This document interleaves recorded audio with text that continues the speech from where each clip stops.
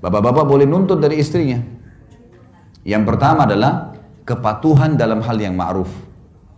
Kepatuhan ini ma'ruf artinya bukan pelanggaran agama.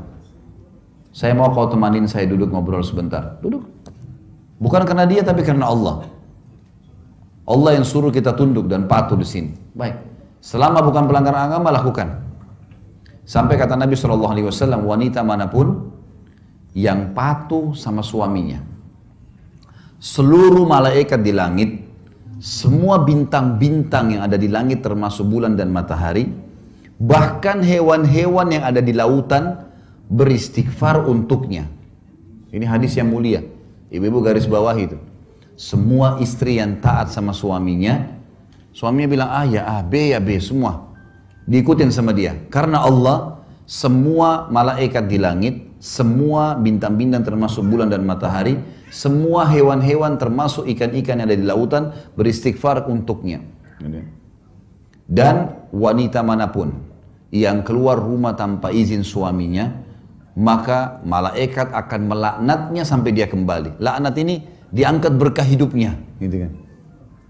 Siapapun wanita yang memalihkan wajah dari suaminya karena kesombongan, maka juga akan membuat Allah yang di langit murka padanya sampai dia buat suaminya ridho.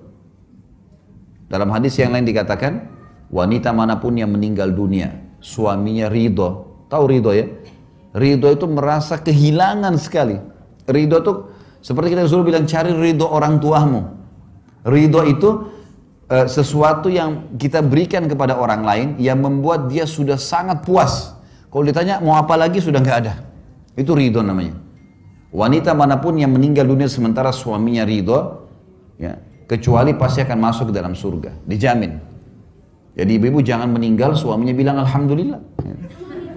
Harus meninggal suaminya merasa kehilangan, karena selama hidup khidmah luar biasa gitu. Dan ingat kata kunci pertama tadi saya sebutkan di awal pertemuan ya, semua karena Allah. Ini ibadah. Layani pasangan, penuhi kebutuhannya, bukan karena dianya. Ini boneka-boneka yang Allah titip. Orang tua kita bakti, bukan karena orang tua kita, karena Allah. Anak-anak kita didik, kasih makanan segala, bukan karena mereka, tapi karena Allah semuanya. Karena Allah yang suruh, jadi kita lakukan. Kenapa kita sujud menghadap Ka'bah? Ka'bah rumah, karena ada perintah Allah, gitu kan? Kenapa kita sholat 5 waktu?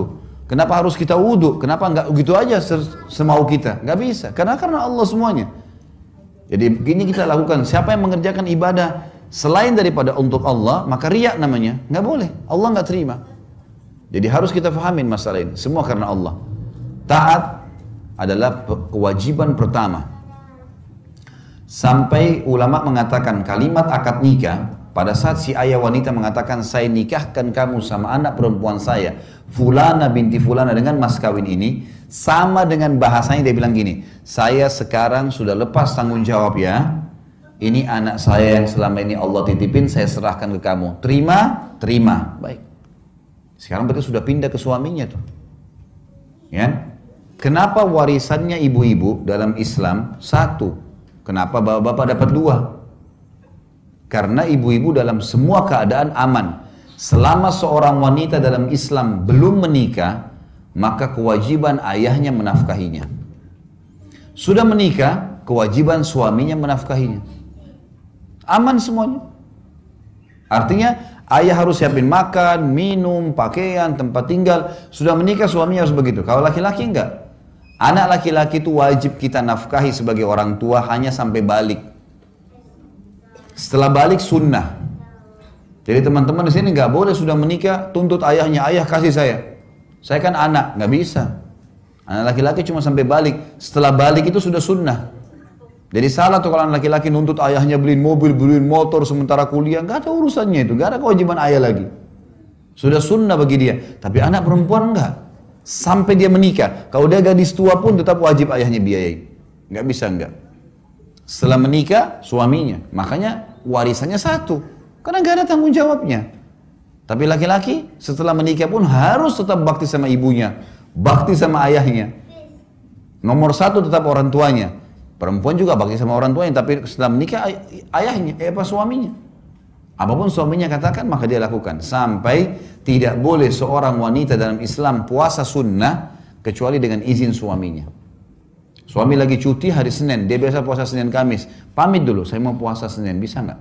Jangan, saya butuh ditemenin. Ya sudah, kau usah puasa, lebih didahulukan. Karena kalau ketemu antara hak wajibnya Allah dengan hak wajibnya makhluk, maka didahulukan hak wajibnya Allah. Misal, Bapak Ibu lagi sholat wajib, Allahu Akbar lagi sholat duhur, ibu kita manggil, jawab panggilan ibu kan wajib, tapi kita sedang kerjain wajibnya Allah, maka nggak boleh dipatuhi makhluk. Tapi kalau bertemu antara hak sunnahnya Allah dengan hak wajibnya makhluk, kita lagi sholat sunnah, ba'diyah duhur, Allahu Akbar, ibu kita panggil, nak, berhenti sholatnya. Nggak boleh, karena jawab panggilan ibu wajib. Ini sekarang sunnah, walaupun haknya Allah. Kalau ketemu hak wajib Allah dengan hak wajib Allah, haknya Allah dahulukan. Tapi kalau sunnah hak Allah dengan wajib Allah, hak wajibnya makhluk yang didahulukan. Kita harus paham masalah ini. Ya, gitu. Jadi taat pada suami adalah hal yang sangat mendasar. Kecuali kalau disuruh maksiat, suruh buka aurat, dilarang sholat, disuruh minum khamr misalnya, atau disuruh duduk temanin teman-temannya dia laki-laki segala macam, ini nggak boleh taati.